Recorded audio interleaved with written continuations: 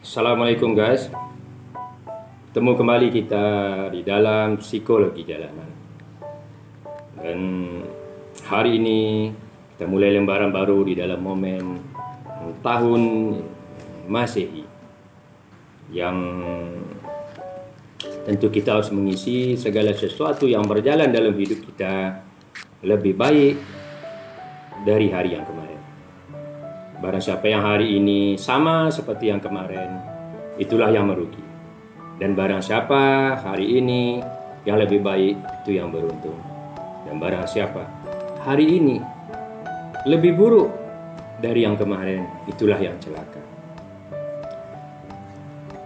Bahasan ini kita akan berbahas sedikit banyak tentang pentingnya pemahaman sebuah bahasa. Karena hari ini fenomena yang terjadi, keributan, ketidaktentraman, timbulnya perpecahan, itu karena pemahaman bahasa yang berbeda-beda terhadap satu objek, satu permasalahan.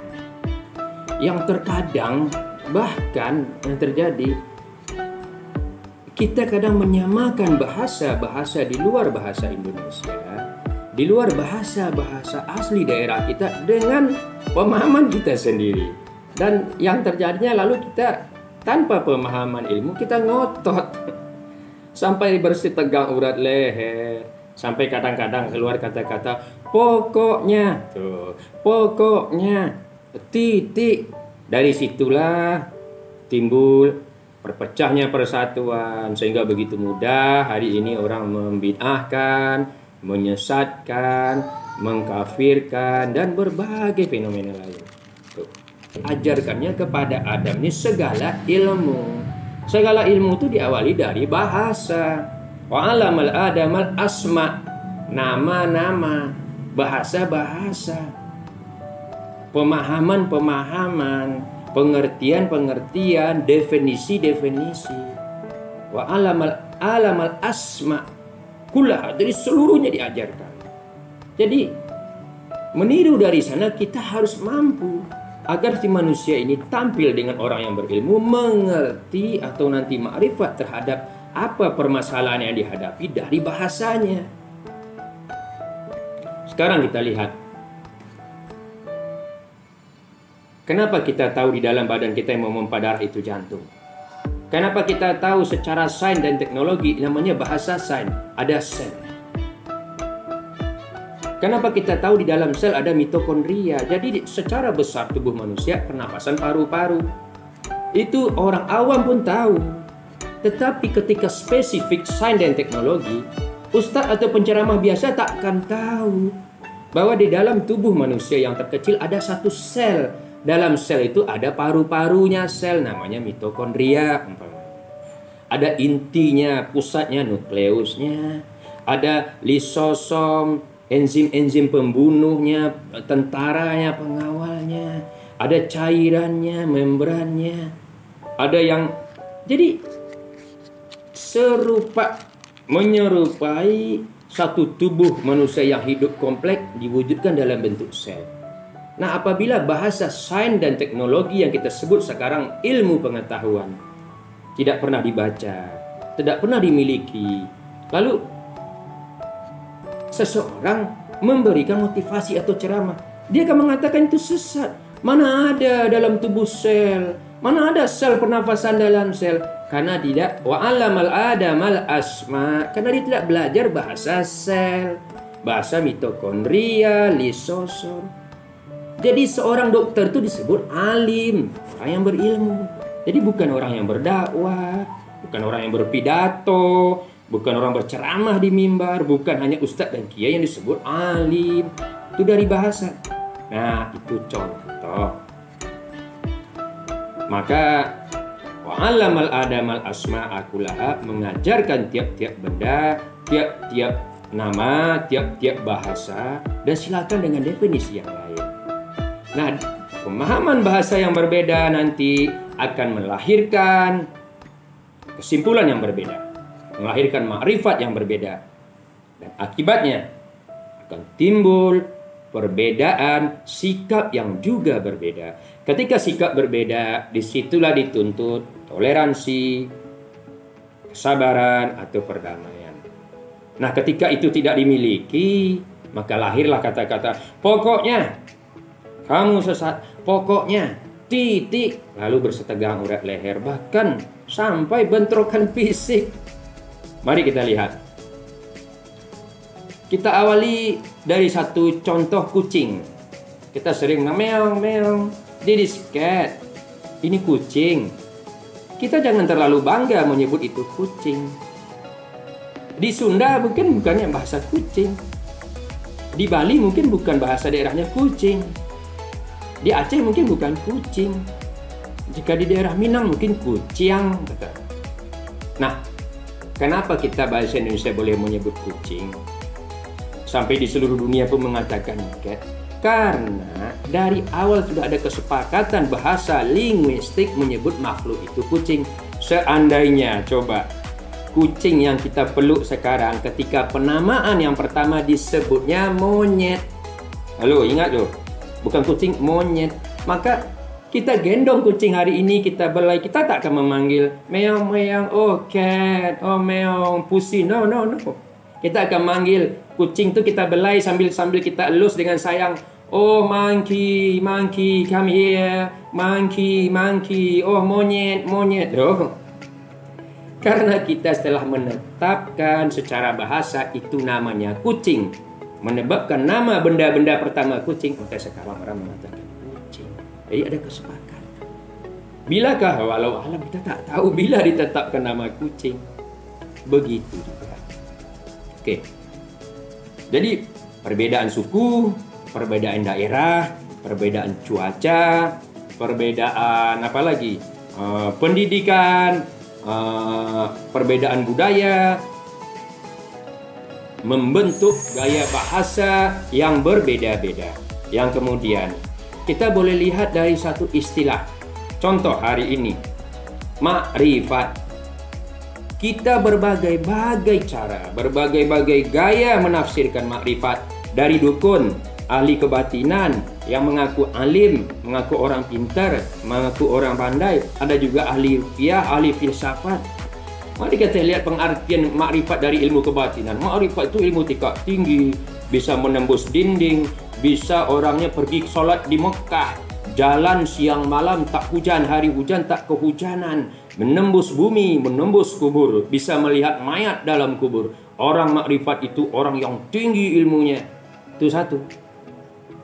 Bagi orang yang meruqyah, mungkin kadang-kadang orang awam mengartikannya orang makrifat itu orang yang boleh melihat jin. Tak peduli. Bagi dukun juga sama. Dia boleh mengobati orang, boleh melihati jin. Yang enggak makrifat. Kenapa ilmunya tinggi, jampi-jampinya dahsyat. Semuanya bagaimana kita benarkan, kita bolehkan. That's okay. Nggak usah bertegang urat leher. Kenapa? Kita harus memaklumi pemahaman kita, pemahaman Anda, pemahaman saya sesuai literatur yang kita pahami terhadap bahasa. Jika dalam bahasa Sunda, bahasa Minang mungkin no problem. Tetapi ketika kita bicara bahasa Quran, bahasa langit, bahasa Tuhan, bagaimana kita ngotot? Kita sendiri tidak mengerti Qurannya, jarang membukanya. Kadang-kadang tafsirnya tak ada di rumah. Tafsirnya tak terbeli, mobil terbeli. Tapi kita ngotot, begini makrifat. Mari kita coba urai dari literatur. Yang pertama, makrifat itu asal kata dari bahasa Arab bermakna paham, kenal, arif, kenal. Kenal betul. Maka ada pepatah Arab. Ingat, bukan hadis loh. Man arofa nafsahu faqad arofa rabbahu. Barang siapa yang arofa, yang arif, yang faham nafsahu, siapa dirinya, maka pasti faqad arofa rabbahu, faham, kenal siapa Tuhan. Jadi makrifat itu dari kata arif, ya'rufu, lita'arafu, kenal betul, paham betul. Bukan sekedar tahu, bukan sekedar nyenggol-nyenggol, bukan sekedar teman ngopi-ngopi di warung sekali dua, teman yang betul-betul. tahu suka duka kita, tahu sifat-sifat kita, tahu latar belakang kita, bila kita sedih, bila kita gembira, itu makrifat. Ya'rufu, arif, makrifat. Jadi makrifat itu kenal betul, paham betul. Dari bahasa Arab. Nah, itu bagaimana kita menghubungkannya? Makanya ada saking pengenalan tertingginya makrifat. Di dalam surat 49, surat Al-Hujurat, apakah ayat 13 atau 14, silakan dicari sendiri. Jadi diciptakannya kamu bersuku-suku, berbangsa-bangsa, berkaum-kaum berbeda kulit, berbeda hidung, berbeda muka, berbeda pendidikan, ras, tinggi, pendek. Li ta'arafu, agar saling mengenal. Jadi ta'aruf. Makanya orang kalau ingin menikah, kita sering kan, ngapain tuh sebelum menikah? Perkenalan, ta'aruf. Itu bahasa Arab, maksudnya makrifat. Maksudnya paham. Jadi ketika kita makrifat, ketika kita paham di antara kamu, baru setelah kamu saling mengenal, Allah akan menguji. Sesungguhnya yang paling mulia adalah yang paling takwa. Maka kata makrifat kita hubungkan dengan ayat dalam Quran, dengan literatur kitab suci tertinggi di seluruh dunia. Jadi nggak perlu ngotot-ngototan, dihubungkan ke sana, dihubungkan dengan hadis. Maka kata baginda, al-hajju arafah, ada kata arafah. Arafah, ma'rifat, ya'rufu, lita'aruf, arif. Itu putar-putaran kalimat yang sama. Maka kata Nabi, haji itu padang Arafah. Makanya kalau kita pergi haji, nggak diantar ke padang Arafah, tak wukuf, gagal, batal. Walaupun sakit, walaupun lumpuh, wajib masuk padang Arafah. Secara makna harfiah yang tertulis, tersurat, maka haji itu adalah Anda wukuf, Anda duduk, berdiam dalam beberapa lama di Arafah. Itu harfiah. Melantunkan, menyebutkan ayat-ayat suci, membacakan ayat-ayat suci, melaksanakan kebaikan. Secara makna yang tersirat, makna kiasan yang makna mendalam, tentu dari nahwu sorof, dari ahli tata bahasa, dari ahli sastra Arab. Jadi ketika bicara bahasa Quran, bahasa Arab, kita mengacu ke ahli sastra Arab. Kedua, ahli tata bahasa Arab. Bukan mengacu ke bahasa Aceh, ke bahasa Jawa, ke bahasa Sunda, atau ke bahasa Minang. Mari kita lihat. Maka ketika bicara Arafah, ternyata artinya kenal paham. Jadi al-hajju Arafah, haji itu padang Arafah. Ada kata Arafah. Lalu disambung, man arafa nafsahu faqad arafa barabahu. Barang yang kenal siapa dirinya, kenal siapa Tuhannya. Bermakna al-hajju Arafah, haji itu padang Arafah. Makna luasnya, haji itu adalah Anda ibadah. Anda pulang dari perjalanan haji sekalipun, berputar di seluruh dunia ini, Anda kenal siapa Tuhan Anda. Anda kenal siapa diri Anda, lalu siapa yang menjadi Tuhan Anda. Apabila Anda selama ini hidup mati-matian hanya untuk cewek, untuk perempuan, Anda sanggup berselingkuh, mencari simpanan. Anda tidak mau untuk berpoligami, menikah 2-3, tapi lebih senang simpanan tanpa tanggung jawab. Dan apapun, siapapun menasihati Anda tak boleh dengar. Anda main gila, nekat. Itu namanya man arafa nafsahu faqad arafa rabbahu. Barang siapa yang kenal dirinya, maka dia kenal siapa Tuhannya. Maka ketika kita mengenal diri kita adalah dikendalikan oleh perempuan, maka Tuhan kita perempuan. Jadi al-haji Arafah itu Anda haji, kenal diri kita. Digambarkannya di padang Arafah yang luas dan panas. Di dalam kehidupan nyata, makna haji itu adalah, yang tadi itu haji ritual loh. Haji yang dalam ibadah haji. Aktualnya, prakteknya adalah ketika kita sehari-hari. Di tengah kehidupan yang panas, kiri kanan perzinaan, pelacuran, korupsi, yang menggoda, yang panas membakar hawa nafsu kita. Buka TikTok, buka Facebook, buka Instagram, isinya joget, goyang cangkul, goyang engkol, apa saja hari ini. Anda tak bisa kemana pergi. Memang hari ini perang pemikiran, perang akidah, perang cita-cita, perang akhlak. Maka itu akan membakar hawa nafsu panas. Nah, ketika di saat itu Anda mampu mengendalikan diri, mengenal diri kita, ikut memerangi mereka, ikut berjalan di dalam yang sana, mendidik anak, bekerja siang malam juga. Itulah yang dimaksud dengan Arafah, mengenal diri. Sekarang coba lihat. Pulang dari haji, orang tak panggil Pak Haji, tersinggung.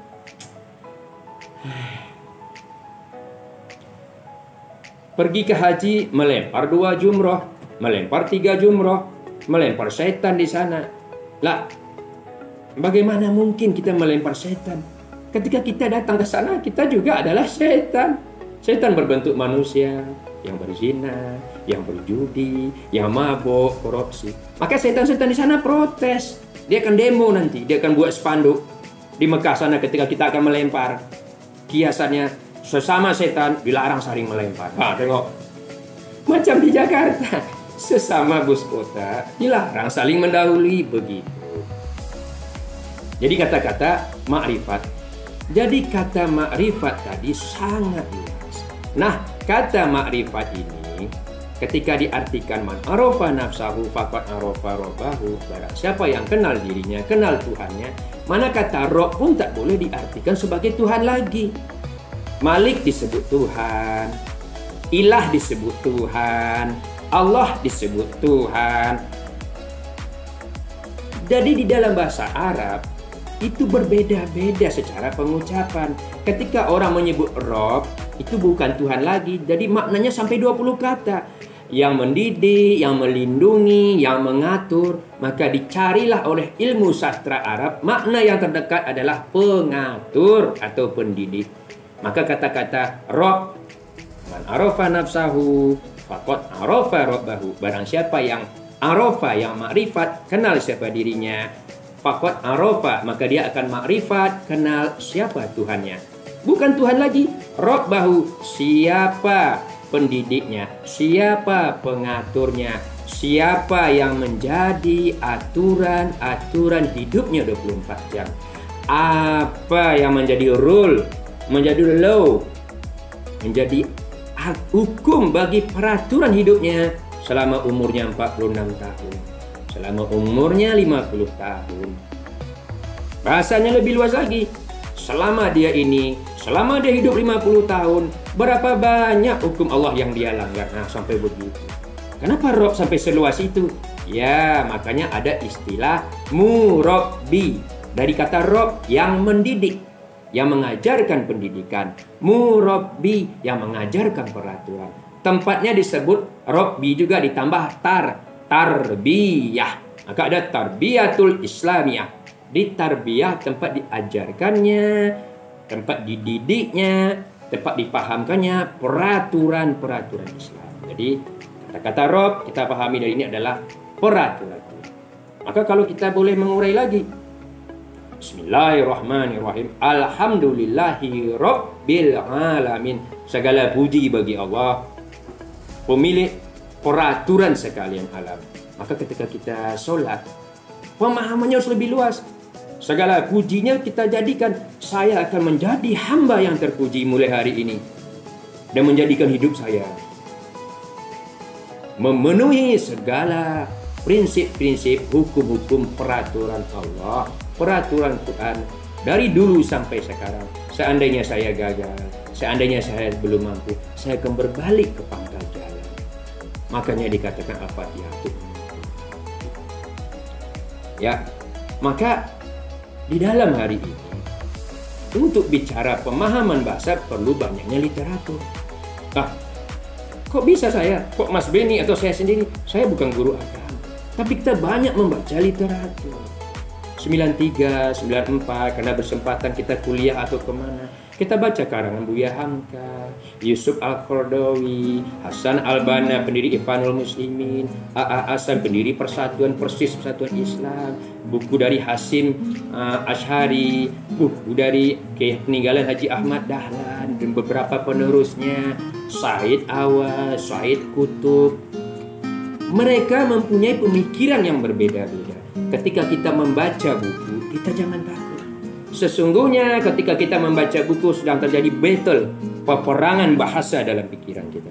Jadi siapa saja yang membaca buku, siapa saja yang mendengar ceramah, mendengar motivasi, termasuk hari ini, ketika mendengar saya berbicara, sebenarnya sedang terjadi peperangan di dalam pikiran kita, peperangan bahasa, peperangan dari literatur bahasa. Maka ketika kita mendengarkan, merenungi, lalu kita terima Oh, nampaknya ucapan dia benar, pasti dari Allah.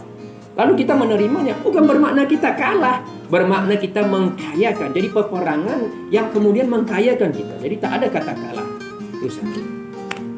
Jadi sebenarnya seperti itu. Jadi peperangan antara si penulis buku, si penceramah, si pemberi motivasi dengan kita yang mendengar. Perangnya ada di dalam kepala, di dalam telinga, dan di dalam hati. Maka hati yang bersih yang akan mengambil suatu kesimpulan. Jadi jangan ada lagi istilah. Kita dengar dulu ada istilah kami dari kecil, SD, SMP, SMA. Jangan banyak-banyak baca buku. Jangan banyak-banyak baca Quran. Jangan banyak-banyak memahami agama. Kenapa? Jangan baca-baca buku agama. Nanti makin banyak paham, makin besar tanggung jawab. Loh gitu. Ya.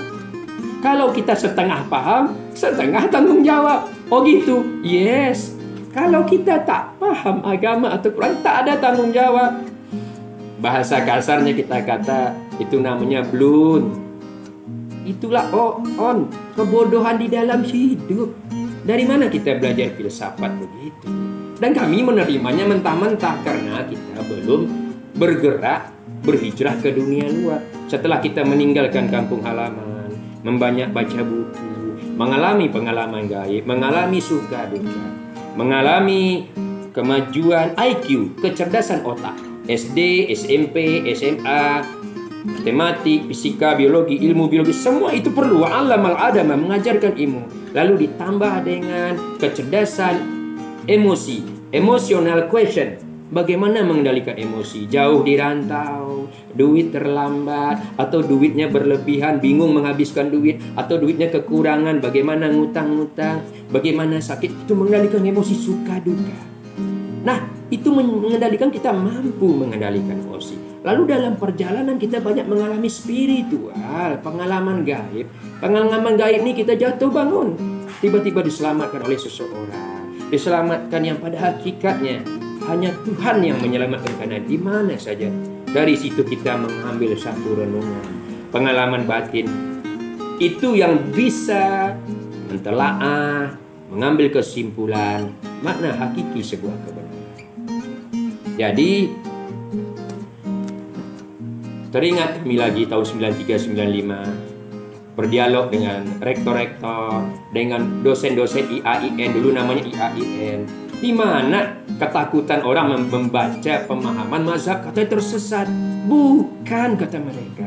Itu dihembuskan oleh orang-orang musuh-musuh Islam agar orang tak mengerti mazhab, orang tak mengerti sejarah Islam. Yang penting cerita dari keturunan. Lah, kok begitu?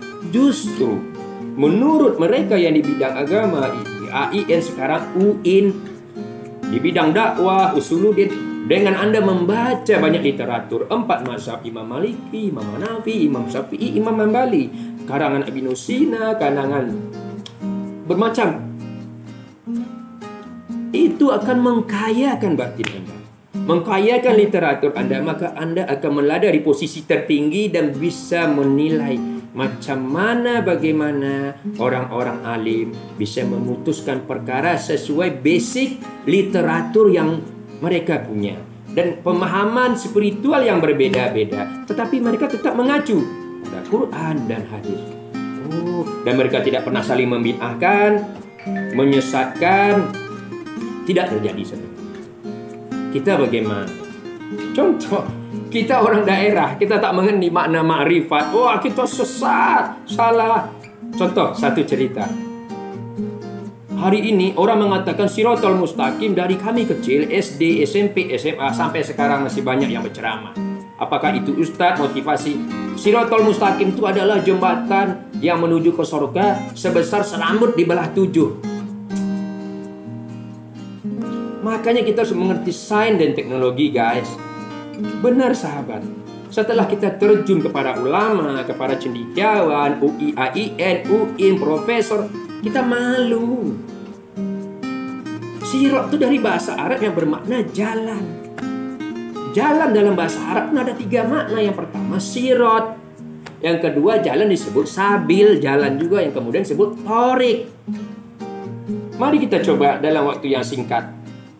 Di dalam pemahaman bahasa Arab, sirat itu adalah jalan yang harus ditempuh yang berbentuk peraturan atau hukum-hukum. Contoh, saya mau kuliah sekolah di UNAN, Universitas Andalas Padang di UNAN, maka peraturannya bayar SPP tanggal sekian, ini tanggal sekian. Ketika saya membayar sekolah 4 tahun harus masuk sekian persen, itu siratnya saya langgar, gagal saya. Nah, sabilnya adalah lingkungannya, kawasannya. Kampus UNAN adalah sabilnya, makanya berjuang fisabilillah dengan harta dan jiwa di lingkungan. Yang terakhir torik, golongannya. Di UNAN itu ada firqah. Saya contohnya teknik sipil, saya teknik metalurgi, saya hukum. Jadi sirat itu jalan berbentuk peraturan, sabil itu jalan juga dalam bahasa Arab berbentuk tempat melaksanakan peraturan, torik itu atau tarikot adalah wujudnya golongan-golongan kelompok. Jadi ihdinas siratal mustaqim, ya Allah tunjukkanlah kami peraturan yang lurus. Mana dia? Yaitu Quran. Tapi karena Quran kita kunci, kita penjarakan di dalam laci kita, akhirnya kita setiap hari ihdinas siratal mustaqim, akhirnya sirat itu tak terbentang jalan. Kita tidak berzina juga, berjudi juga, mabuk juga. Lalu kita salahkan Tuhan, lalu kita salahkan syaitan. Saya berbuat karena godaan syaitan. Salah. Kita karena tak berjumpa jalan yang lurus, sirat tadi, jalan peraturan hukum, akhirnya kita yang berubah jadi syaitan. Ya, demikian saja kita sampaikan pada hari ini. Jika kebenaran semata-mata dari Allah, jangan ragu, sampaikan kepada orang lain. Itu amal untuk Anda, amal untuk saya. Adapun untuk subscribe di YouTube, itu hanyalah sebagai skenario di dalam dunia maya hari ini. Kemudian jangan cepat-cepat menerima, membenarkan apa yang kita sampaikan. Jangan cepat-cepat pula membid'ahkan, menyalahkan atau menyesatkan. Kita dengar dulu, kita renungi dulu dari hati. Kalau yakin itu salah, jangan ragu. Itu pasti kesalahan saya. Dan saya mohon maaf. Dan kami sempurnakan lain kesempatan. Jika ada kebenaran, itu bukan dari saya. Pasti dari Tuhan yang menuntunnya. Jangan ragu-ragu. Jika ada kesakitan, masukkan ke kiri, keluar tengah kanan. Pada hakikatnya, perbedaan kita pendapat, perbedaan pemahaman, karena kita berbeda literatur, berbeda para guru, berbeda pengalaman spiritual. Jadi perbedaan itu sah-sah saja. Yang penting kita masih dalam koridor yang sama, berjalan menuju Tuhan. Ya, demikian. Semoga kita selamat. Wassalamualaikum.